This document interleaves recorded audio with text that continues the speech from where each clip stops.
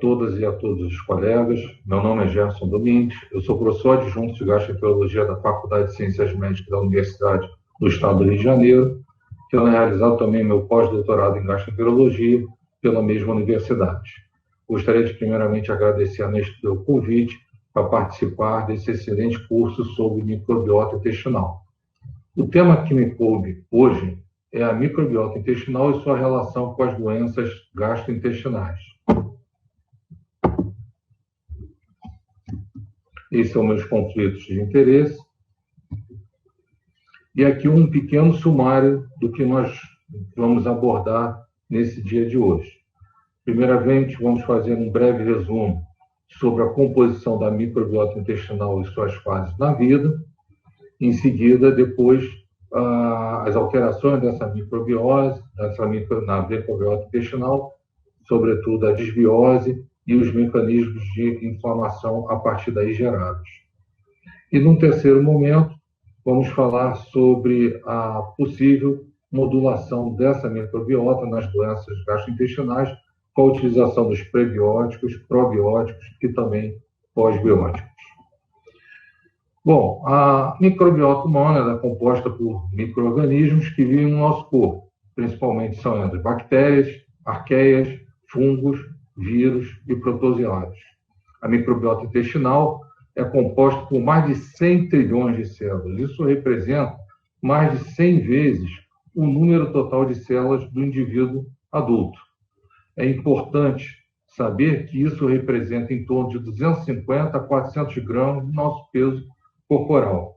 E, hoje em dia, a microbiota humana é considerada um verdadeiro órgão esse de importância fundamental na homeostase da nossa economia, porque ela participa não só de processos locais intestinais da nossa homeostase, mas também de processos sistêmicos, como o caso da modulação da nossa imunidade.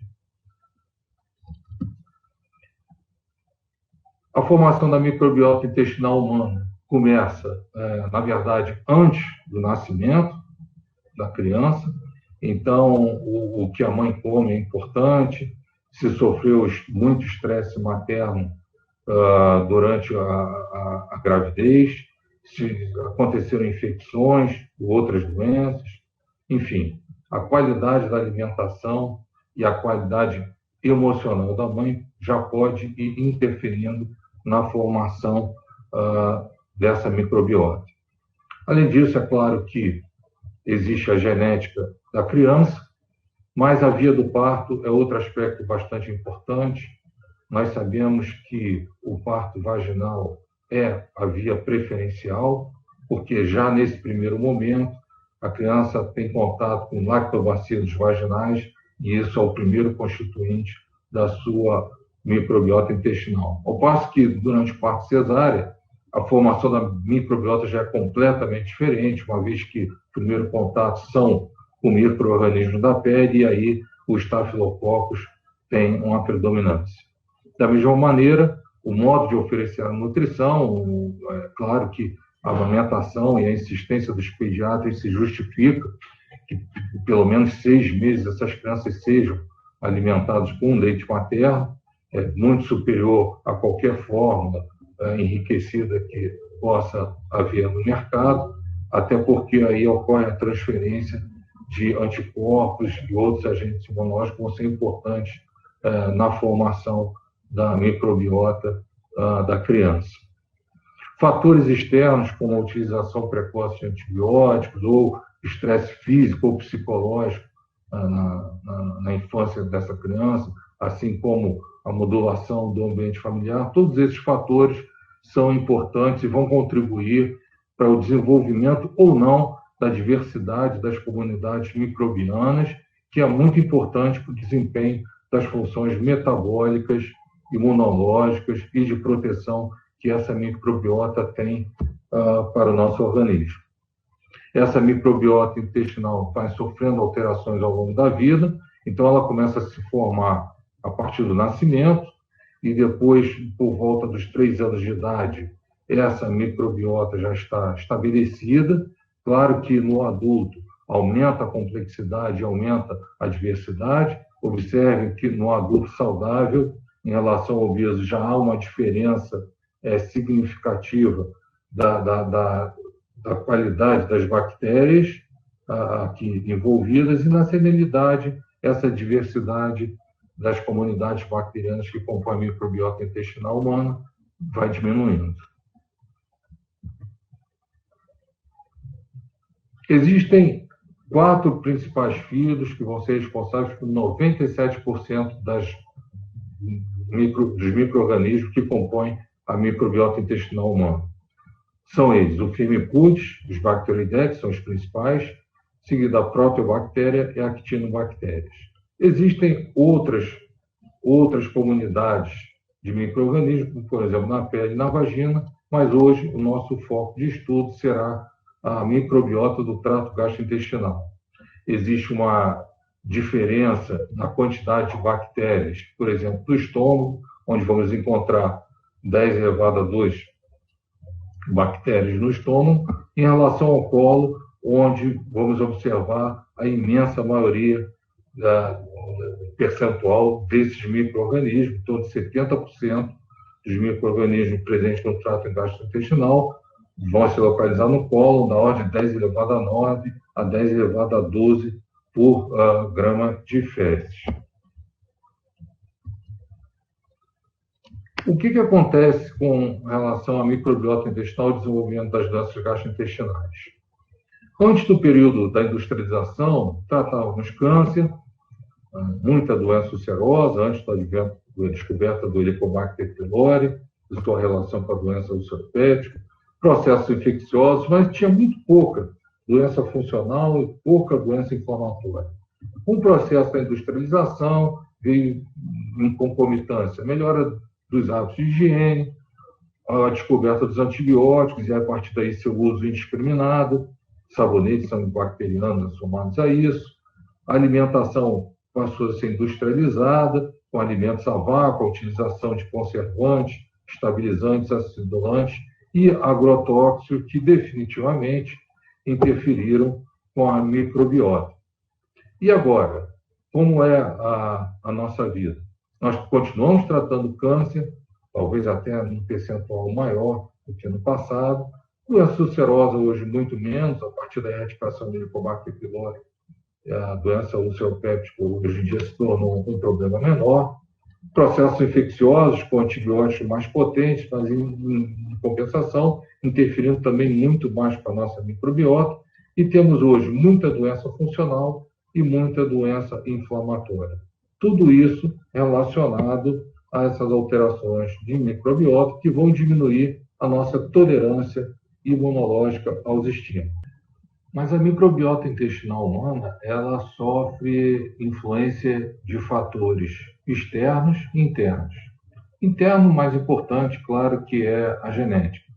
Mas fatores externos, como de idade, dieta, ambiente, infecção, inflamação, uso de antibióticos, higiene e até a via do parto, são fatores importantes na modulação dessa microbiota. Estão aí marcados em vermelho os 4 principais fatores que interferem com a microbiota: idade, dieta, antibióticos e parto. Sem dúvida nenhuma, a dieta tem um papel de destaque no nosso meio na atualidade. Mas a microbiota tem funções importantes que, como eu já disse anteriormente, vão contribuir em muito para o equilíbrio da nossa homeostase.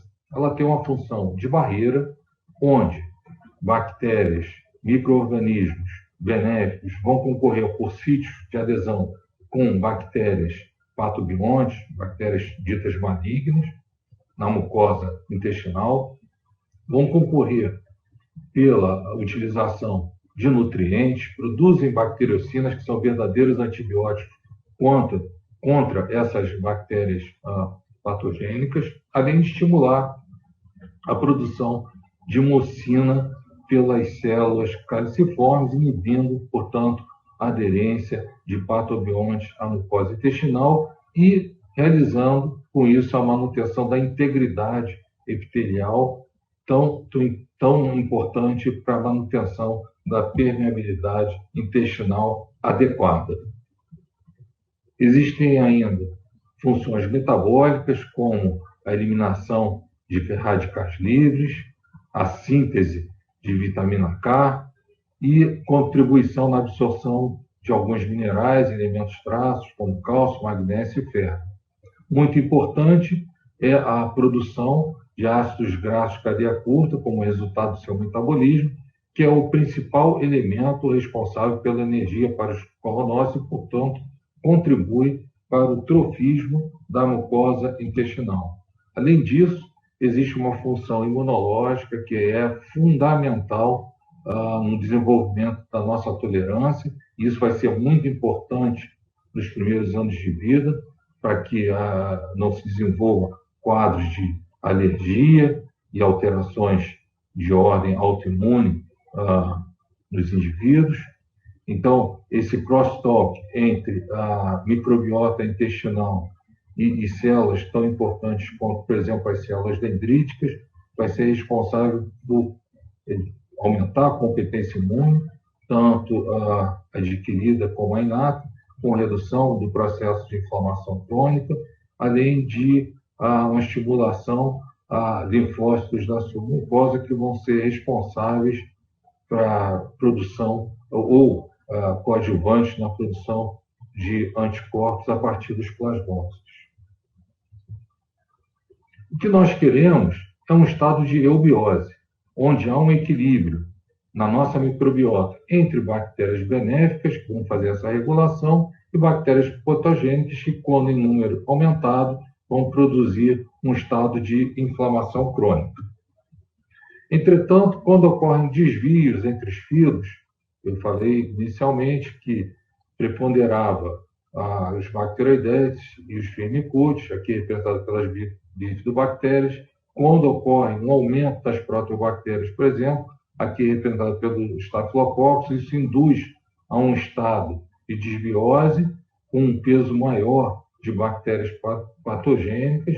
Então, essa desbiose representa um estado pró-inflamatório, com liberação de substâncias tóxicas na mucosa, podendo alterar potencialmente o DNA das células, e daí a sua relação com o desenvolvimento do câncer colônico, comprometimento imune e alterações da permeabilidade da mucosa intestinal, produzindo a translocação bacteriana. Assim, a desbiose pode servir como gatilho a doenças desde as fases iniciais da vida, como a enterocolite necrotizante, na vida adulta, como a doença inflamatória intestinal, o próprio câncer colônico, e depois, na senilidade, também a doença associada à infecção por Clostridium difficile. Existem fatores importantes que contribuem para a formação da microbiota e alguns fatores que contribuem para a distorção dessa microbiota, que é a desbiose intestinal. Então, sem dúvida nenhuma, quem vai fazer a redução dessa diversidade, induzindo a desbiose, é a nossa dieta, a qualidade da nossa dieta, a utilização de drogas, aqui o exemplo clássico é a utilização dos antibióticos, a imunidade e a mucosa intestinal. Tudo isso potencializado pelo estresse oxidativo relacionado à agressão dos patobiontes e ao desenvolvimento da inflamação crônica. Os bacteriofagos têm um papel importante na transmissão da resistência bacteriana. Na verdade, bacteriofagos são vírus que passam a fazer parte do DNA das bactérias e ainda a produção de bacteriocinas por essas bactérias patogênicas que podem atuar contra as bactérias benéficas. Tudo isso ocorrendo com a diminuição da diversidade e estabelecimento do quadro de desbiose. A pergunta que sempre fica no ar é: a desbiose que causa a doença ou a doença que causa a desbiose? Esse binômio ainda não está completamente respondido, mas podemos observar nesse experimento, onde na coluna da esquerda existe um ratinho, com um desenvolvimento com a microbiota normal, e ele cresce normalmente. Quando essa microbiota é transferida para um ratinho livre de bactérias, esse ratinho vai crescer com as características semelhantes ao ratinho que promoveu essa transferência, que doou essa transferência para ele. Na coluna da direita, nós temos um ratinho onde foi administrado baixas doses de penicilina e, portanto, houve uma ruptura da microbiota. Essa microbiota pode ser uma microbiota doente, entre aspas, e essa microbiota induziu a obesidade nesse ratinho quando ele cresceu. Quando foi feito o transplante dessa microbiota, a transferência dessa microbiota para o ratinho sem bactérias, ele assume as características do seu doador, também desenvolvendo a obesidade. Então, o que nós temos é que a disbiose pode ser necessária para a doença, como é o caso da doença inflamatória intestinal crônica. As doenças inflamatórias, a disbiose é um fator, mas não é o único fator no desenvolvimento da doença, embora contribua, ou a disbiose pode ser suficiente para causar a doença, como é o caso do supercrescimento bacteriano do intestino delgado. Tendo dito isso, existem várias doenças, todas elas de caráter inflamatório crônico, que podem estar relacionadas à disbiose, tanto do trato gastrointestinal como extratrato gastrointestinal. Por exemplo, a diarreia funcional, a diarreia associada ao uso de antibióticos, constipação funcional, a síndrome do intestino irritável, a doença inflamatória intestinal, a esteatose hepática ou esteatohepatite hepática, e ainda doenças tão importantes, tais como diabetes mellitus tipo 2, o autismo nas suas várias formas, alterações psiquiátricas ou psicológicas, como os casos de depressão e ansiedade, e também alergias cutâneas. Esse desequilíbrio da microbiota intestinal, falando especificamente do trato gastrointestinal, pode produzir sintomas como diarreia, constipação, dor abdominal e flatulência, principalmente, além de alterações metabólicas, inflamatórias e imunológicas, como já as aqui comentadas. Então, a pergunta que fica é se os prebióticos, probióticos e pós-bióticos poderiam restaurar esse equilíbrio da microbiota, e a partir de agora eu vou fazer uma análise mais detalhada de cada um desses elementos, tentando responder a essa pergunta. Os prebióticos são fibras digeridas apenas no colo, pela fermentação bacteriana, conferindo benefício à saúde, associado a mudanças, tanto na composição e ou atividade da microbiota intestinal. É bom lembrar que todo prebiótico é uma fibra, mas nem toda fibra dietética tem propriedades prebióticas. O prebiótico ideal, ele precisa ser resistente ao ácido, bile e outras enzimas hidrolisantes do intestino para que ele chegue de forma adequada para que ocorra a fermentação bacteriana no colo. Então, portanto, ele, além da resistência, ele não deve ser absorvido no trato gastrointestinal alto, ser facilmente fermentável pela microbiota intestinal e promover o desenvolvimento da microbiota intestinal benéfica, e aqui estamos falando principalmente das bifidobactérias e dos lactobacilos. Na prática clínica, utilizamos mais frequentemente os fruto-óligosacarídeos, os galato-óligosacarídeos e a inulina. Existem outros prebióticos, como a isomalto oligosacarídeos, acido oligosacarídeos e outros que não são utilizados tão frequente na prática clínica e ainda são objetos de estudo.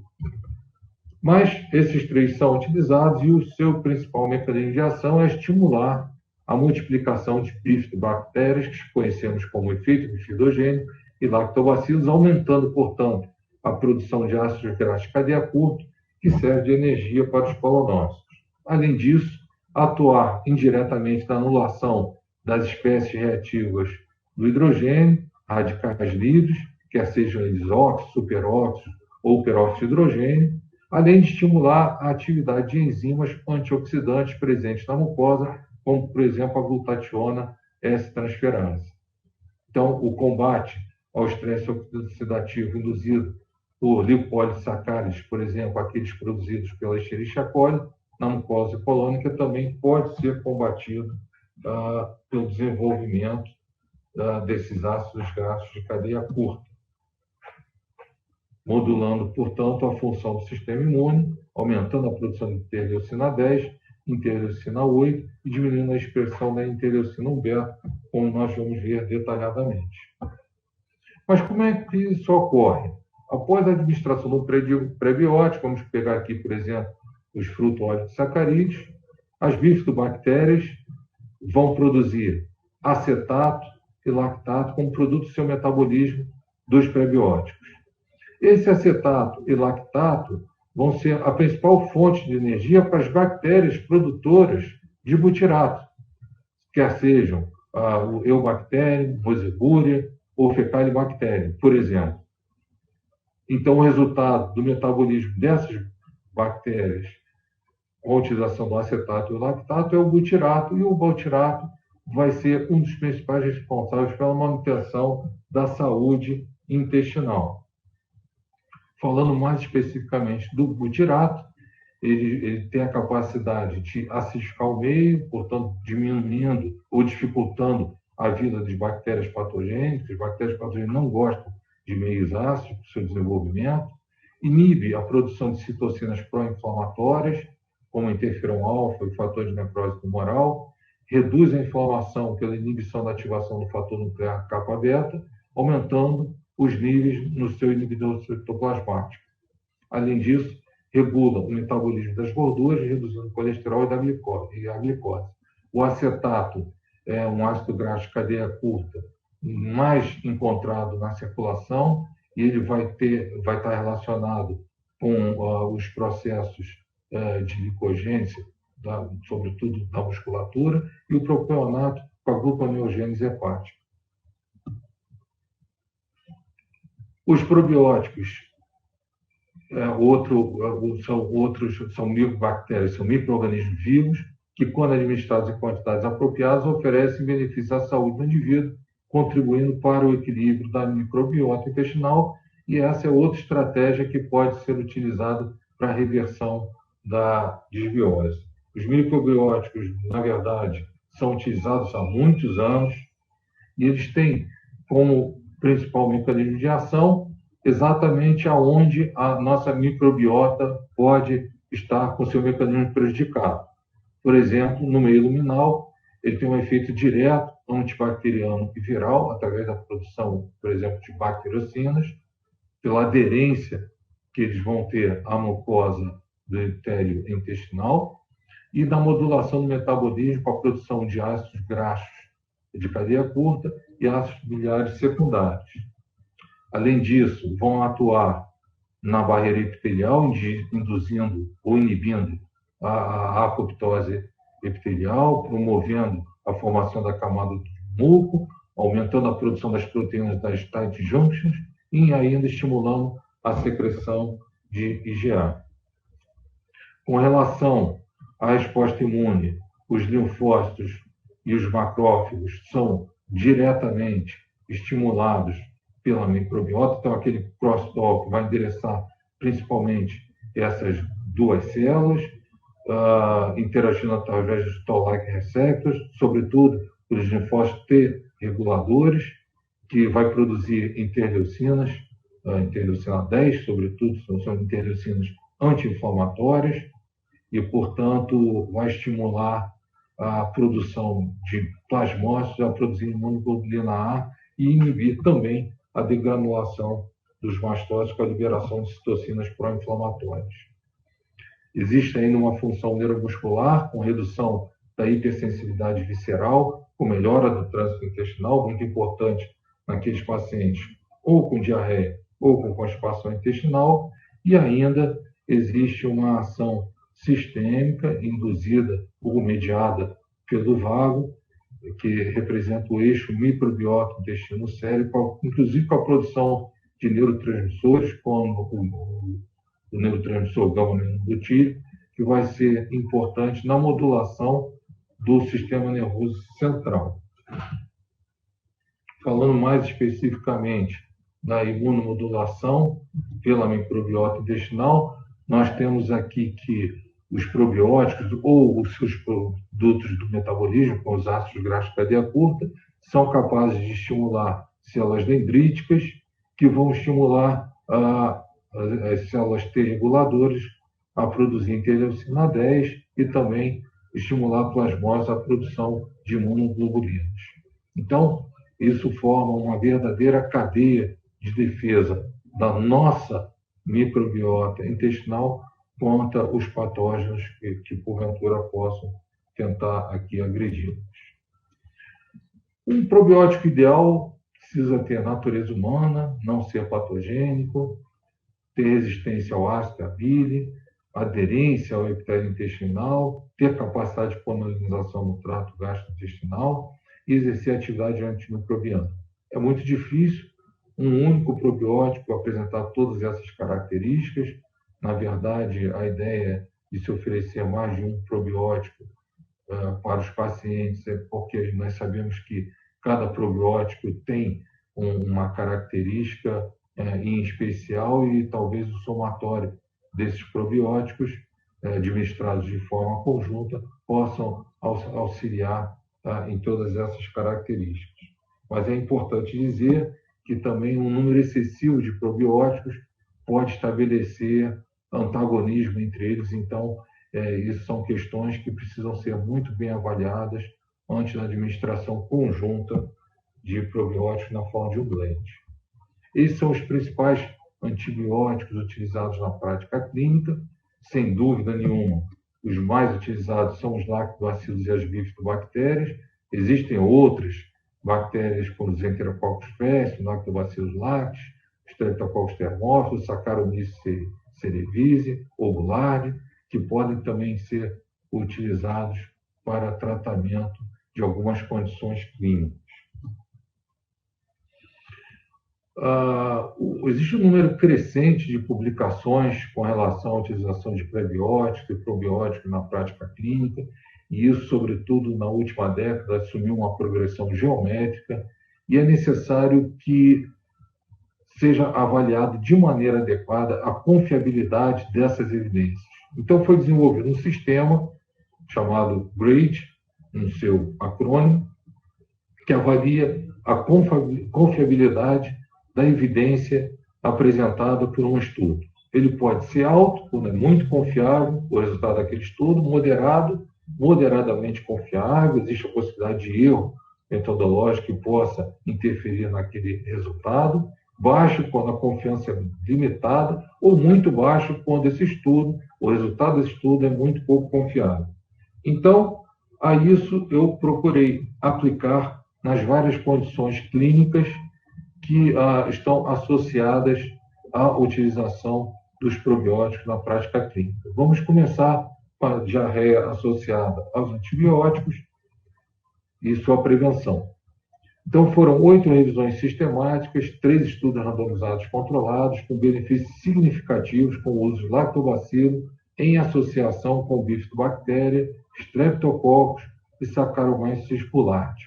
O número necessário para tratamento desses pacientes foi de 14 a 20 pacientes, e no tratamento da infecção por Clostridium, 2 estudos clássicos foram suspensos antes do seu término programado, dada a superioridade do transplante da microbiota fecal em relação ao tratamento com vancomicina. Então, o GRADE, para essas 2 situações, prevenção da diarreia associada a antibióticos, foi de moderado a alto, e para o tratamento da infecção pelo Clostridium difficile, sobretudo aquela condição clínica onde existe resistência ao tratamento com vancomicina, o grade foi alto para a utilização dos probióticos. Na diarreia dos viajantes, na diarreia infecciosa, vamos falar primeiro da diarreia dos viajantes, foram 6 estudos randomizados controlados, com estudos de baixa qualidade metodológica, nenhum efeito benéfico consistente foi observado. Com relação aos efeitos lactobacilos na diarreia infecciosa, houve uma melhora da diarreia e menor tempo de recuperação, e a diarreia dos viajantes não teve nem classificação de grade, dada a sua ineficácia para o tratamento desse tipo de diarreia, mas no tratamento da diarreia infecciosa, o grade recebeu a classificação de moderado. Sem dúvida nenhuma, os probióticos na terapêutica anti-H. pylori vem ganhando bastante confiança através de vários estudos randomizados controlados. Aqui está uma meta-análise onde foram envolvidos 3.814 participantes, mostrando que a utilização dos probióticos associado à erradicação clássica com antibiótico do Helicobacter pylori é importante na taxa de erradicação desses pacientes, talvez porque tenha diminuído a diarreia associada ao antibiótico, com a utilização conjunta dos probióticos no tratamento da antibiótico-terapia relacionada à erradicação do Helicobacter pylori, e o número necessário para tratamento da diarreia associada ao antibiótico foi de 8 a 9 pacientes, e o número necessário para a erradicação do Helicobacter pylori de 11 a 12. Nesses estudos foram utilizados, mais uma vez, os lactobacilos, a bifidobactérias e o Saccharomyces boulardii, e o grade aqui foi classificado como moderado. As doenças funcionais hoje em dia ocupam grande parte dos nossos ambulatórios e consultórios e têm como principais mecanismos a motilidade alterada, alterações da hipersensibilidade visceral decorrente da permeabilidade intestinal aumentada, com ativação imune da submucosa, produção de secreção intestinal e distúrbios de mecanismos centrais com a hipersensibilidade visceral e a hipervigilância. Existem várias meta-análises e revisões sistêmicas envolvendo o uso de probióticos, por exemplo, na síndrome de intestino irritável, praticamente 1 a cada 2 anos, como está aqui descrito, e isso há mais de 10 anos. E o que se observa em todas essas meta-análises é que na síndrome de intestino irritável, com a utilização dos probióticos, ocorre uma melhora global dos sintomas com redução da sua intensidade em relação ao placebo, e aqui o grade foi classificado como moderado para essa indicação, síndrome de intestino irritável e utilização de probióticos. Na doença inflamatória intestinal, existem aqui o tratamento da retocolite leve a moderada, com 7 estudos randomizados controlados, todos eles com N pequeno, uma evidência fraca para o tratamento com VSL-3, que é um tipo de probiótico que não dispomos aqui no Brasil. 4 estudos randomizados controlados com transplante fecal, pode ser tentado, mas os resultados ainda são inconclusivos. Existem estudos ainda na manutenção da remissão da retocolite leve a moderada, 5 estudos randomizados controlados, mais uma vez com N pequeno, 3 apresentaram algum benefício com a utilização da bifidobactéria, e ainda no tratamento ou prevenção da inflamação da bolsa, 8 estudos randomizados controlados, com efeito modesto do VSL-3, também foram utilizados lactobacilos e bifidobactérias, e eles receberam todos a graduação baixa, portanto, pouco se pode afirmar da utilização do uso do probiótico nessa condição clínica. Nas doenças hepáticas, sabemos que a microbiota intestinal tem um papel no desenvolvimento da encefalopatia hepática, e na encefalopatia hepática mínima existem 21 estudos randomizados controlados, onde foram utilizados lactobacilos, bifidobactérias, Streptococcus thermophilus, VSL-3, que reduziu a incidência da encefalopatia hepática mínima, mas em pacientes cirróticos melhorou um pouco a encefalopatia mínima dos pacientes que já têm essa encefalopatia estabelecida. Nas infecções pós-transplante parece que existe um papel, com 3 estudos randomizados controlados, com redução do número de infecções no pós-operatório, e na doença hepática gordurosa não ocorre 3 estudos randomizados controlados com resultados inconclusivos. Então, o grau para a encefalopatia hepática mínima, o grade foi baixo, assim como também nas infecções pós-transplante hepático. Para terminar, algumas palavras sobre os pós-bióticos. Na verdade, estamos na infância da utilização dessa ferramenta. São pequenas moléculas funcionais, na verdade, metabólitos produzidos, modulados ou excretados pela microbiota intestinal, que podem ser utilizados para promover a saúde. Existem, debaixo de um guarda-chuva, vários pós-bióticos em estudo. O mais importante de todos são os ácidos graxos de cadeia curta, mas existem ainda frações microbianas, proteínas funcionais, polissacarídeos secretados, polissacarídeos extracelulares, lisados celulares, ácido eicóico e ainda uropeptídeos, que podem ser utilizados com essa finalidade.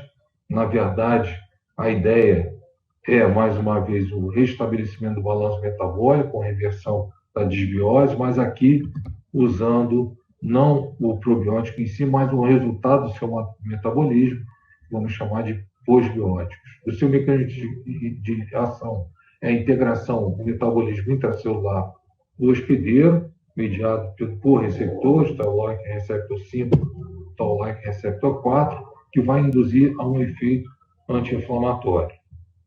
Não existem muitos estudos com relação aos pós-bióticos, mas existe um estudo recente no tratamento da síndrome do intestino irritável, um estudo multicêntrico, duplo cego, randomizado, placebo controlado, com 443 pacientes com síndrome do intestino irritável. Metade desses pacientes utilizaram placebo e a outra metade utilizaram o bifidobactério bífido inativado pelo calor. Foram submetidos a 8 semanas de tratamento, efeitos adversos foram muito poucos, com dor abdominal em menos de 1% em ambos os grupos, e o resultado, de forma sumária, foi que houve, no grupo que utilizou o bifidobactério bífido, um alívio significativo dos sintomas na síndrome do intestino irritável. Então, é um ponto que ainda carece de confirmação clínica, de mais estudos, para que nós possamos utilizá-los na prática clínica. Concluindo, os prebióticos são substâncias alimentares que estimulam seletivamente a microbiota, bifidobactérias principalmente. Os probióticos são organismos vivos que, consumidos em quantidades adequadas, conferem benefícios à saúde do hospedeiro, com restauração da microbiota. Os pós-bióticos são metabólitos ativos produzidos pela microbiota intestinal e agora são probióticos inativados, que apresentam propriedades anti-inflamatórias e imunológicas, e a reversão da desbiose é indispensável para restaurar a normalidade da microbiota intestinal. Prebióticos e probióticos auxiliam no tratamento desses pacientes em determinadas situações clínicas. Gostaria de agradecer a audiência de todos e espero ter contribuído com vocês. Muito obrigado a todos.